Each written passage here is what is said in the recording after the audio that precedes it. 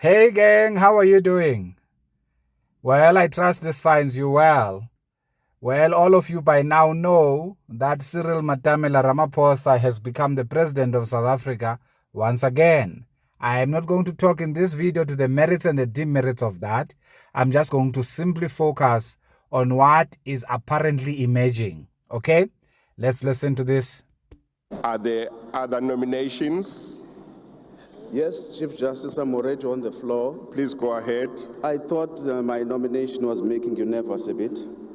I, Ngabayomzi Lawrence Saziso Kwangwa, ichawe lezulu sigodlwana zemazendala zingalala endleleni kunyembelekile, hereby nominate Julius Silo Malema as candidate for election as President of the Republic of South Africa. I thank you very much. Order.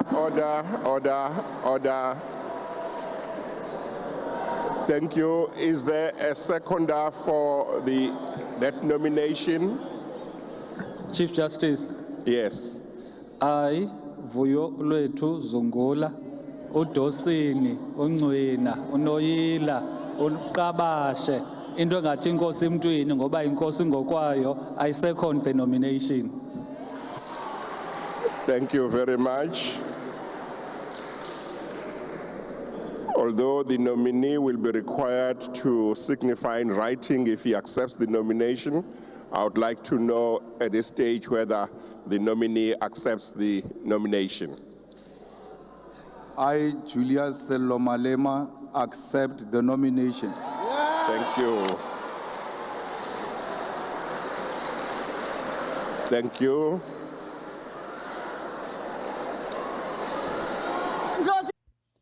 So Juju accepted the nomination. Well, I guess one would argue and say it's good for our democracy, or he should have just not accepted the nomination because the writing was on the wall. Either way, here are the results. Honorable members, I've now received a written report from the returning officer. The result of the ballot is as follows. The total number of ballot papers issued is 339.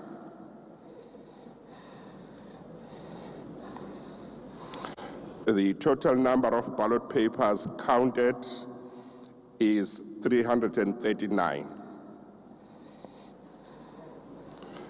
The total number of spoiled to invalid ballot papers is 12.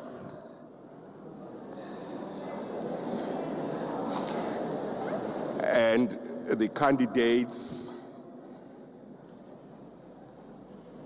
votes are as follows. Honorable J.S. Malema, 44 votes.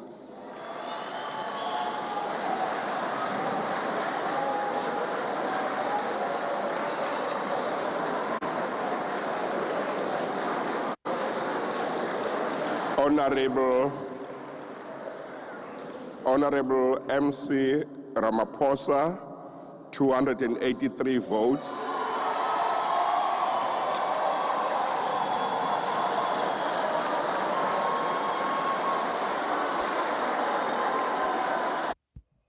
That's what I meant when I said the writing was on the wall.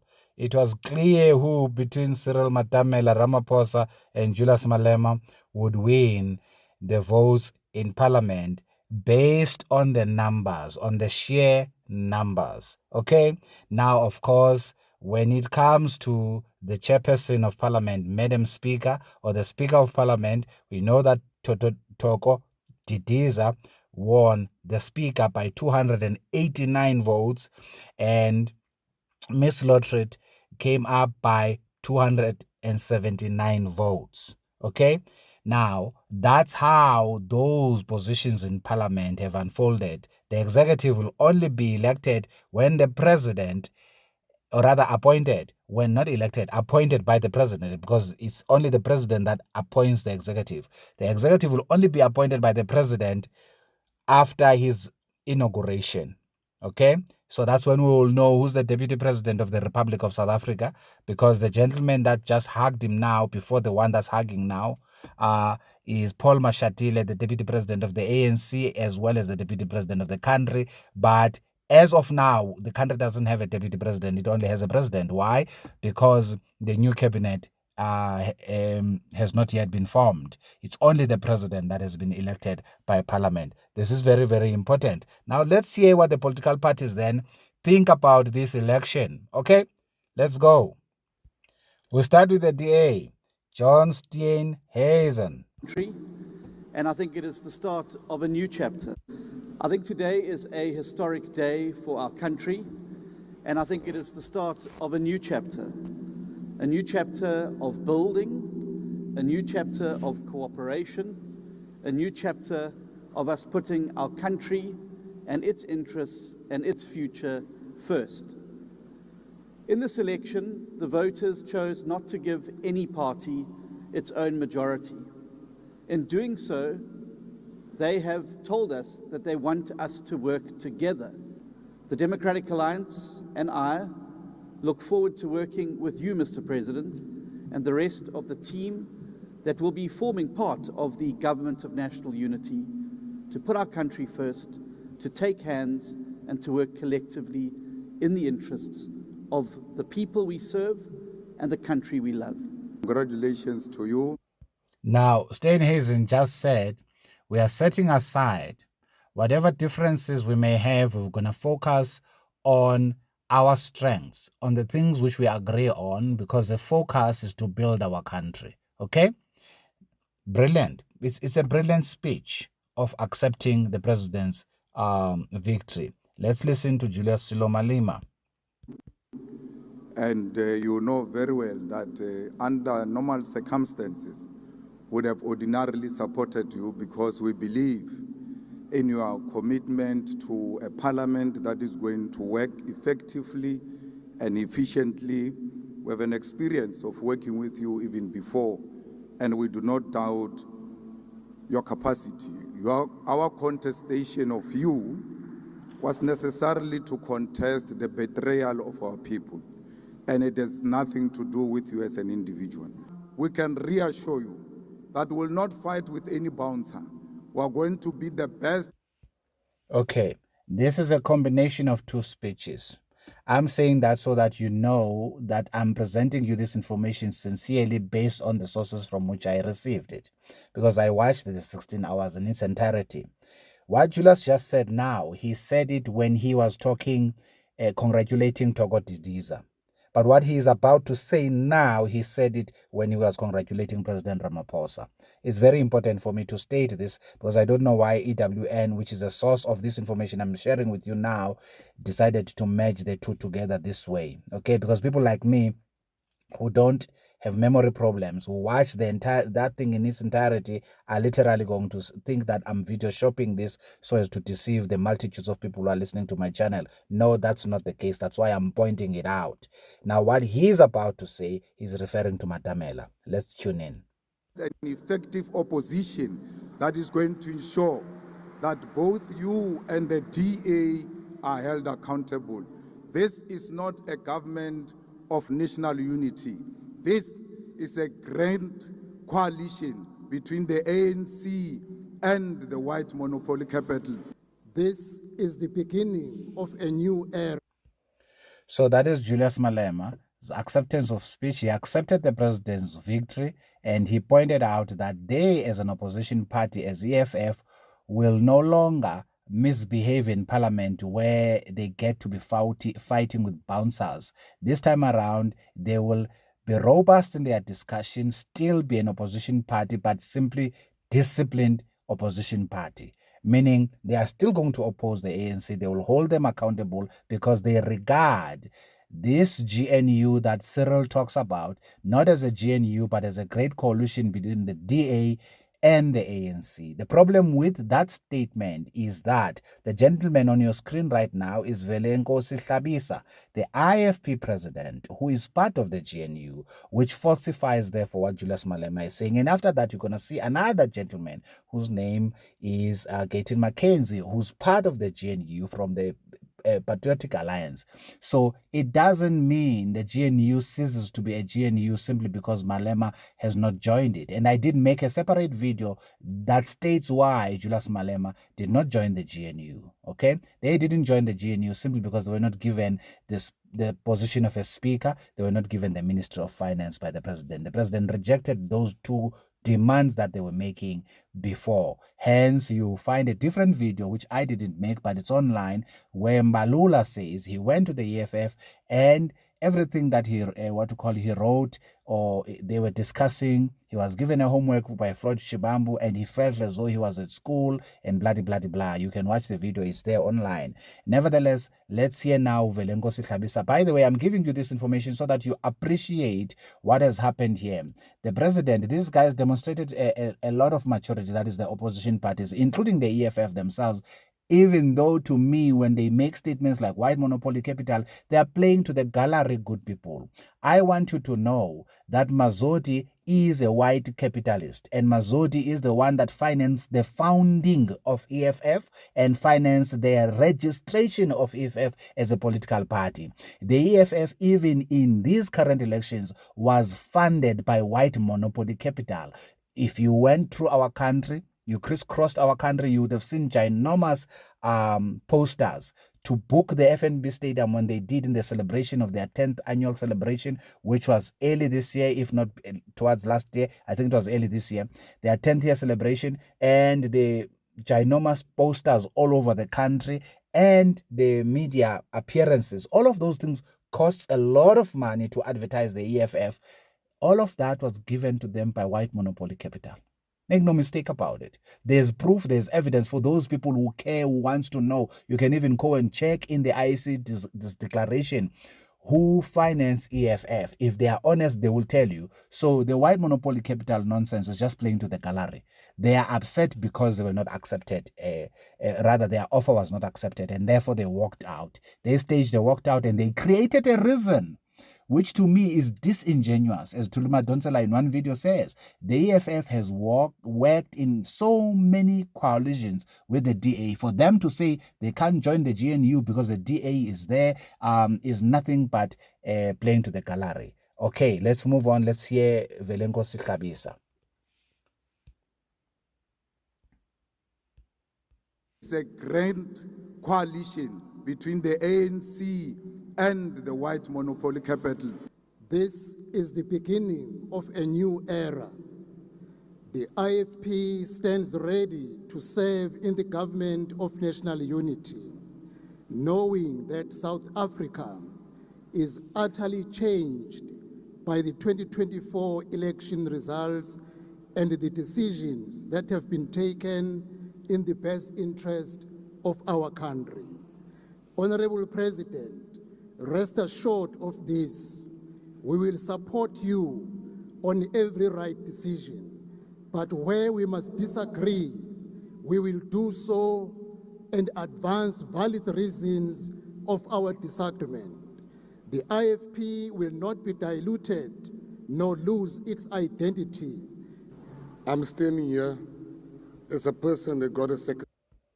Now, the speech that Velenkosi Hlabisa gave, he demonstrated a lot of maturity and leadership in the face of all the criticism that they are receiving publicly and even from people like the EFF and MK in KZN. But the speech that he gave is pretty clear. It cannot be misunderstood. Mr. President, we are going to support you with everything, with every right decision that you make. So Hlabisa is saying, in an event you take an incorrect decision, you take a corrupt decision, we are going to be on your case, we're going to expose you. And that's what we need, good people. That's why this GNU is good can only be good for South Africa. Because here you have people who understand our constitutional imperatives coming together, being bound by one thing, their love for the country and their love for a constitutional order.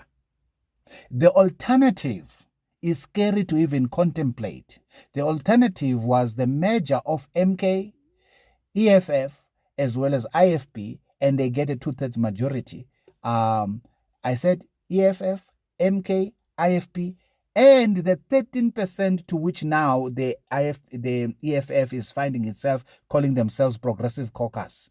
That Progressive Caucus, in total, it's 13% its vote. You add that 13% to MK's vote of 45%, you get a good 58%. You add Tlabisa's IFP, I think it's about 3 or 4%, and then the PAC, not PAC, the PA, which is not part of that caucus, you add them there, you now have a different shape of South Africa.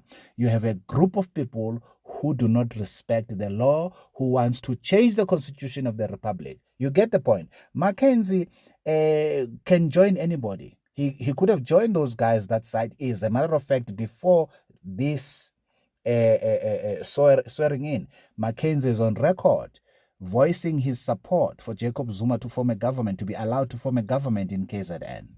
You get the point? Now, you would know that in KZN, Inkatha Freedom Party has taken the premiership in coalition or a government of national unity with its IFP, ANC, DA forming 50% and being helped by the NFP to cross over to the 51% plus. Now, so many people have come out to say this is not democracy, it's not the will of the people in KZN.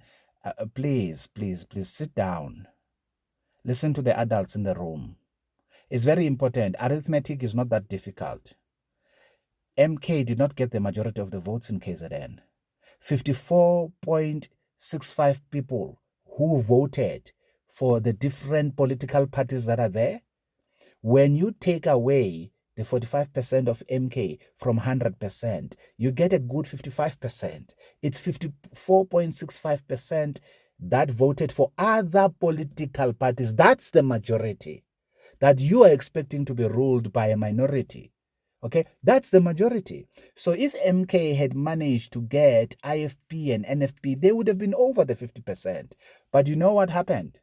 They called Velenkosi Hlabisa with his executive, MK. And MK did not show up to the meeting. Velenkosi Hlabisa left after 2 hours. And further to this, people like Klengwa remained there for another 2 hours, which is 4 hours, and MK was nowhere to be seen.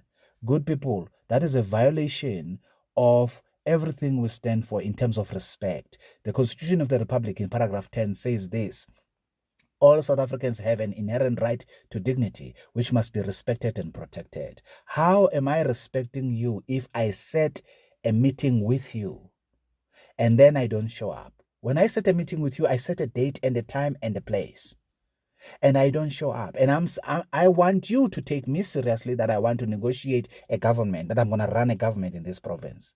You get the point. So this is the reality. There's no sellout position that Inkatha has taken. Inkatha wants to serve its constituency, and they would serve their constituency with whomever wants, or rather respect our constitution and wants to implement good governance.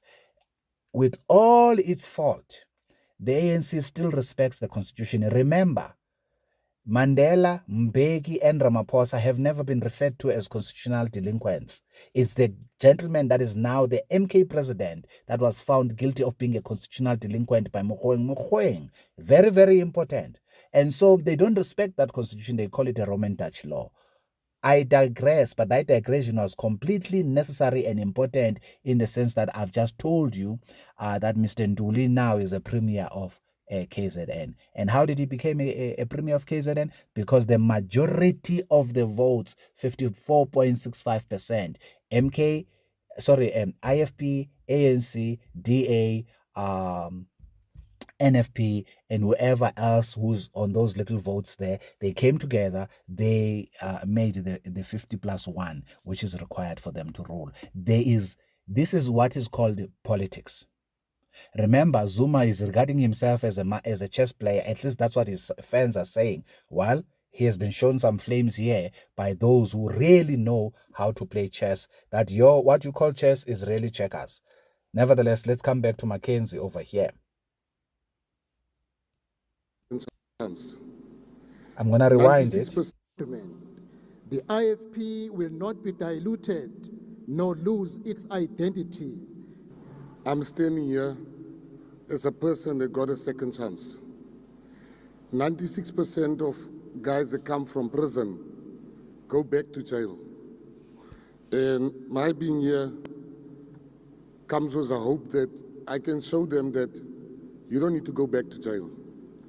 And I think this country has gotten another chance. And when you get a second...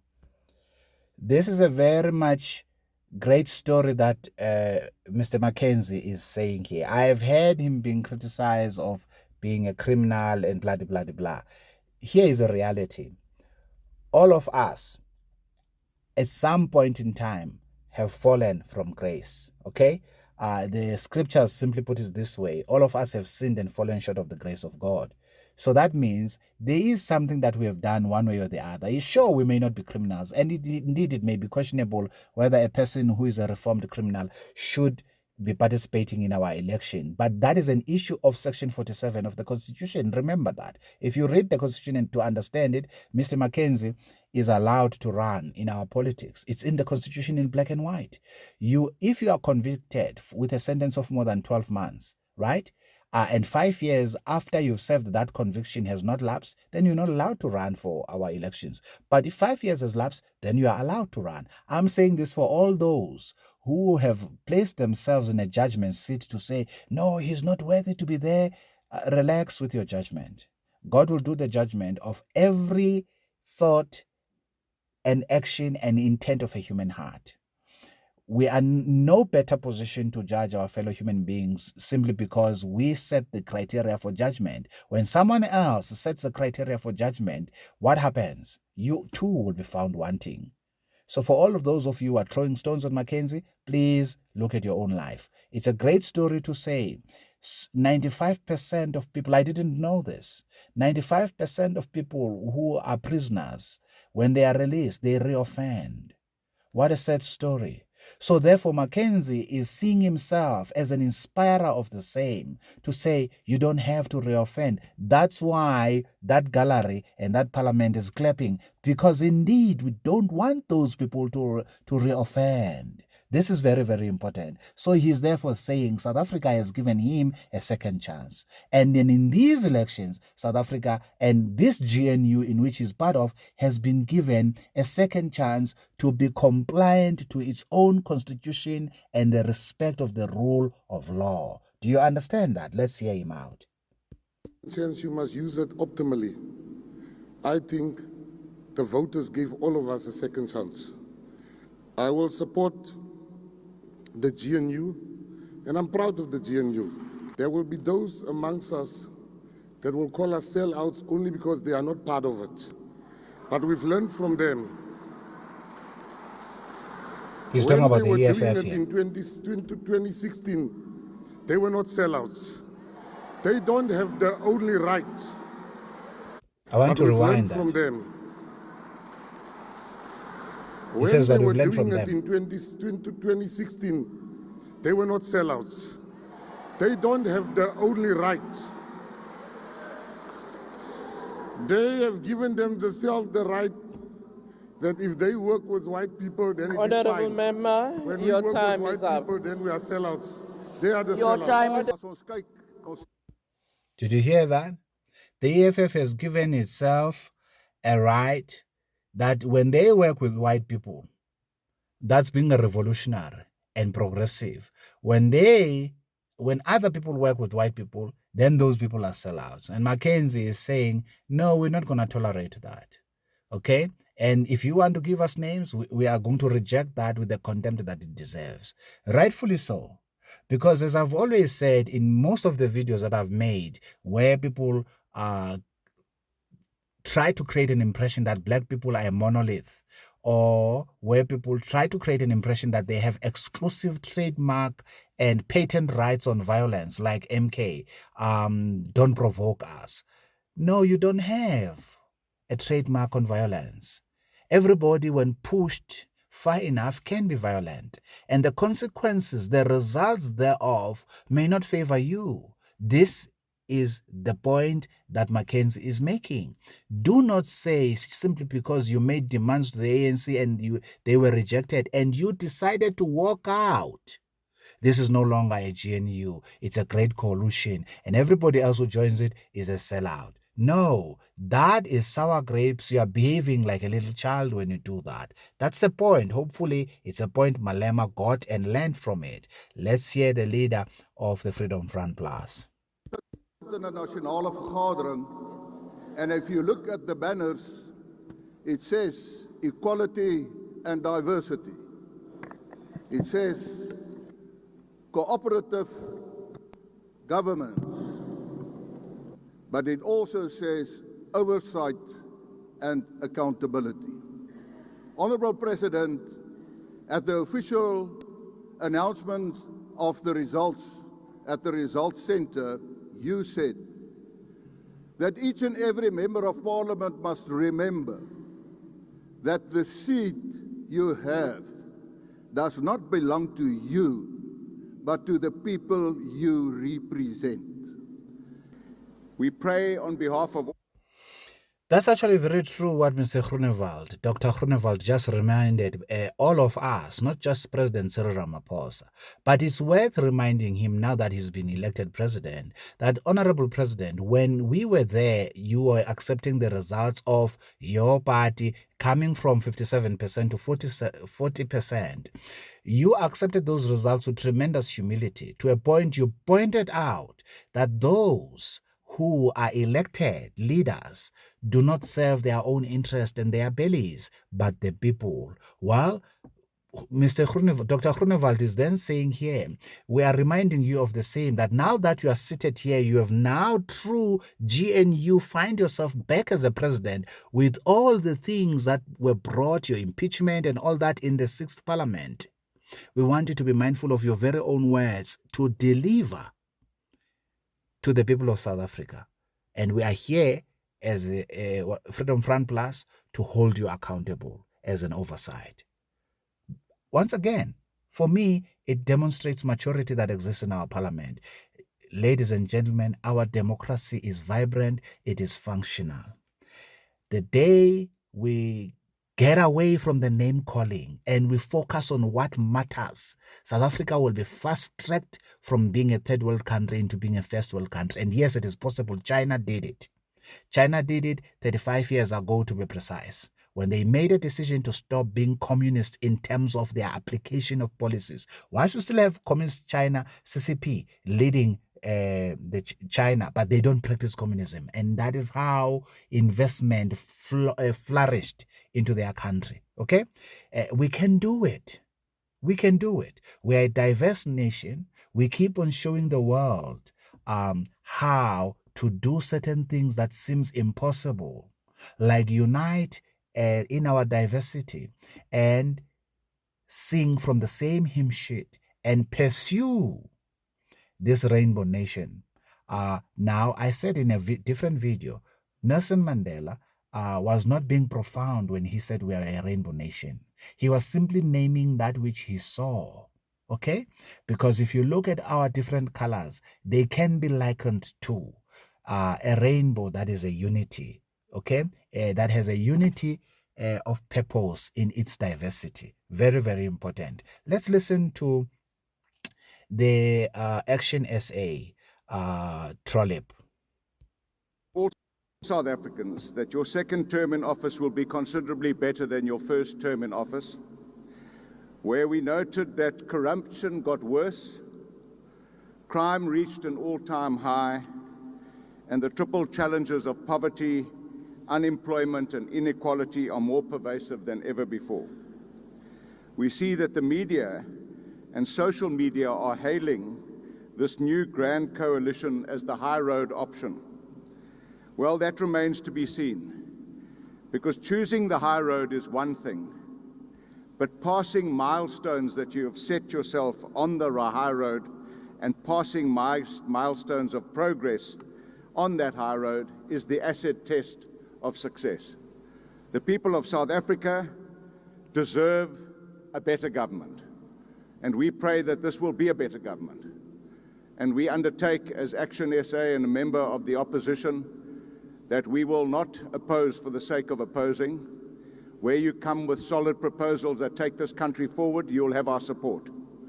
Where you do not meet your milestones, we'll hold you to account. Today is a... Now, that is beautiful. Now, Athol Trollip is simply saying, historically we know, whilst now this is the 7th administration, but we know what happened in the 6th administration. We were here. We were in this country, we were in this land. We observed certain things that took place. We now are not only praying, but we are hoping that this will be a better government because our people deserve a better government. And then he goes further to say, we will not oppose you for the sake of it, but if you put measures in place that make sense to our people, that seeks to progress South Africa, we will support you. But we will obviously oppose you where you are worthy to be opposed. Brilliant. And now, here is a person, Songezo Zibi, from Rise Mzansi. Let's see what Songezo Zibi is. Songezo has not aligned himself necessarily, to my knowledge, with the other caucus group. And so was my money. I didn't see their faces in that. They may be there, I don't know. But even his speech here does not give the impression that he is part of that caucus group, the Progressive Caucus. Let's hear him out. I'll be very disappointed if Songezo is part of the so-called Progressive Caucus in any case, for reasons that I may not divulge here. Day on which we get to see the miracle of democracy, the peaceful transfer of power from one administration to the next.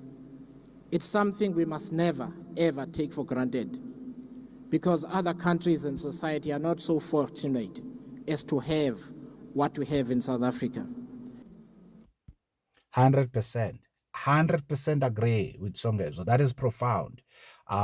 Why? We have seen when votes have come out and suddenly there's bloodshed, political leaders are being chased, they are being imprisoned, and so on and so forth. We haven't seen that in our country for 30 solid years. So we must not take that for granted. That's basically what Songezo is saying here. Let's proceed.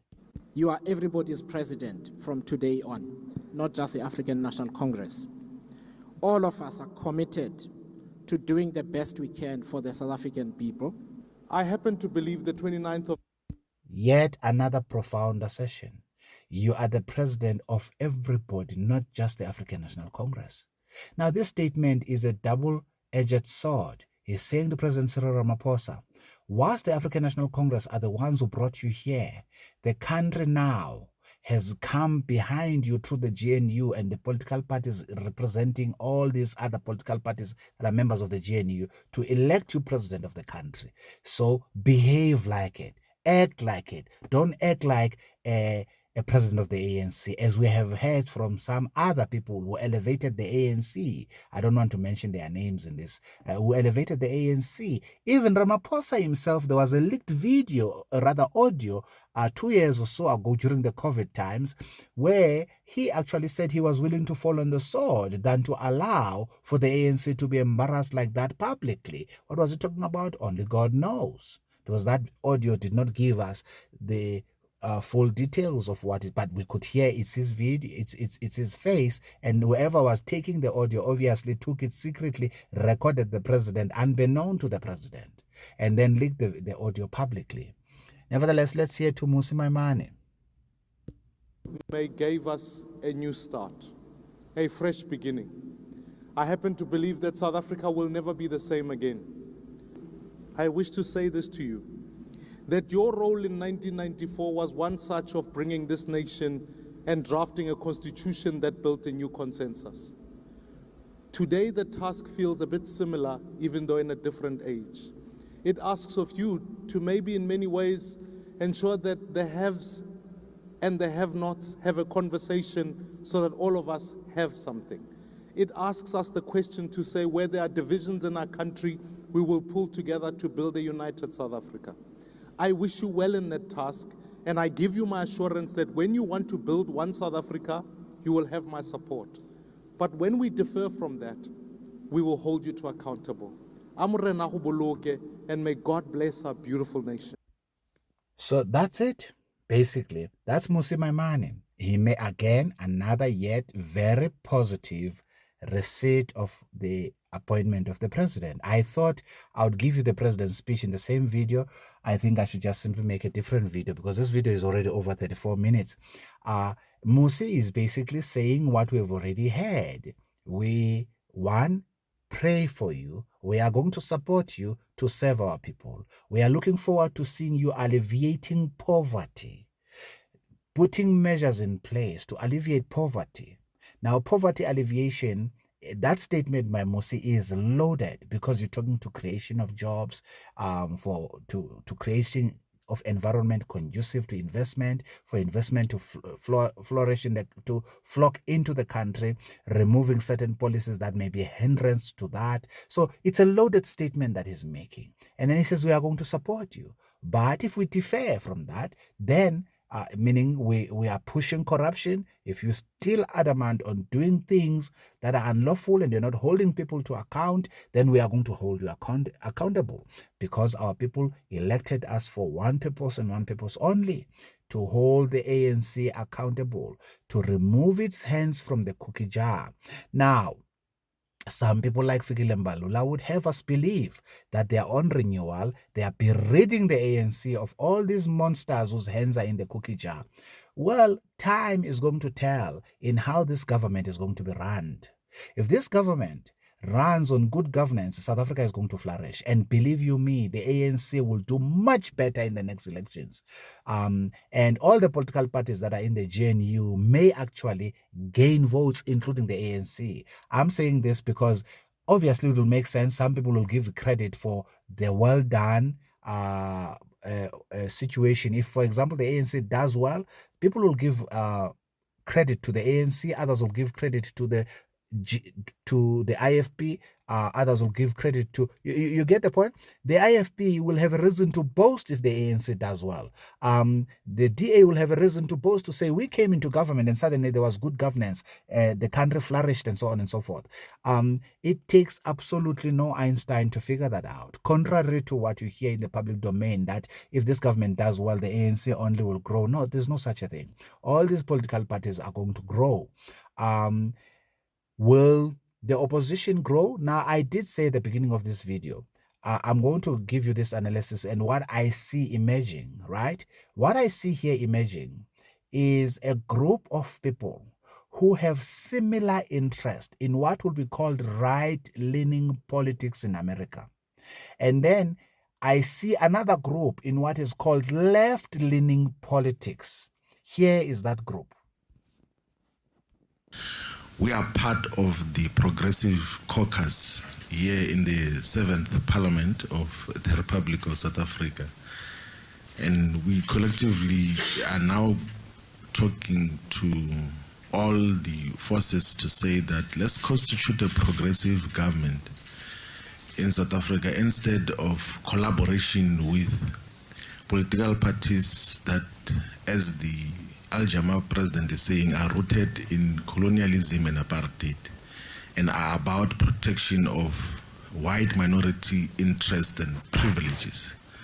So we have, of course, written collectively to the African National Congress to say we are going to negotiate as a collective, not as individual parties, because they have met us individually and they made a commitment that before Parliament elects the presiding officers and a president, they're going to come back to us individually. Okay, now I just gave you to hear what Floyd is saying here. This is the group you see on his right is Zungula from ATM. On his left is the Al-Jamaa president. And on his further right, on the other side of Zungula, there's Holomisa, all these other small political parties that makes the 13%. They call themselves the Progressive Caucus. And they claim that they are being sidelined in this GNU. Well, You will hear in Ramaphosa's speech, which I'll play in a different video, that they are not telling the truth, that they are being sidelined. Even in his acceptance speech of his victory, he said this is not a government of a great coalition between the DA and the ANC. This is a GNU where all parties in South Africa that have been voted for, that are in parliament, are welcome. Ramaphosa said that. He did not only said it when he spoke about the GNU, when he was thinking that he will be voted president, he is still saying it even now. The fact that these guys call themselves progressive forces and they want to argue and quibble about what Jan van Riebeeck did when he landed in the Cape, that's not going to put bread on your table. That's not going to bring investor confidence in this country. That's not going to ensure that your children are going to the best schools in South Africa and they are learning about mathematics. Whilst children in Japan, children in Dubai are learning mathematics and physics, these guys want our children to be inundated with the communist nonsense of LGBTQI and who took whose land when. All the planet Earth in its fullness belongs to the one who created it. None of us own anything. We came naked here. When we depart, we are going to depart in the similitude. Whether you are a religious person or not, it's immaterial. You know for a fact that you came with nothing here, and when you leave, you're going to leave with nothing. What is the purpose then of us arguing about whose land is this? Huh? We know for a fact we didn't create this land. We are occupying it, for which we need to be thankful to our creator. Okay? So I don't understand this politics. Whilst I was a child, of course, I participated in them. Make no mistake about it. But I'm not a child anymore. Okay? So whilst I was a child, of course, I thought like a child. I did childish things. I acted like a child. But I'm not a child anymore. Floyd Shivambu is probably 10, 15 years younger than myself. The same is true for Julius. Julius is about 8 years younger than myself. So I'm not a child anymore. That's the point I'm trying to make here. I'm not being an ageist or anything like that. I'm simply saying there is a time and a season for thinking the way they are thinking. But when you are old enough and you have built something with your own hands and you started paying tax, you cease to think the way these people think. These people are thinking like this because they've never built anything by themselves from scratch. I'm talking about something that produces something or that will employ other people or work somewhere. They've never done any such thing. So all of this that is in their head is Karl Marx's theories. That's all there is to it. They are theorizing. Okay? That's why Floyd is in our parliament, few years ago, saying that he aspires that South Africa will be like Cuba. Really, that's a serious joke. Nevertheless, guys, I thought I should show you what this other progressive party, because I said I was going to show you what is emerging. I see that the left and the right are being separated here, meaning we are very, very close. And I never thought it would happen this quick. We are very close in having two parties, like America does, where you have all the ones who believe in socialism and communism in one corner, and all the ones who are capitalists and free markets economists who believe in our constitution and the rule of law in the other corner. Do you see that? I hope you do. Nevertheless, this was a great weekend for our country. And those whom I have not mentioned here because they were not sworn in, they didn't attend, I didn't talk about them. I'll talk about them in a different video concerning the claims that they make in that video.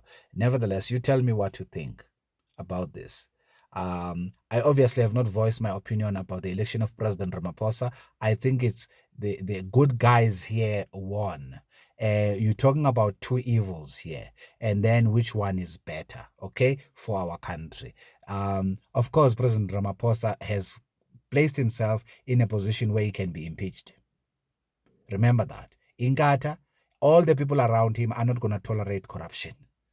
That's a better position than he was when the ANC had 50+1. And that's what the voters of this country demanded. So this can only be good for our democracy. If Ramaphosa perpetuates any corruption, he's going to be impeached. It's just that simple.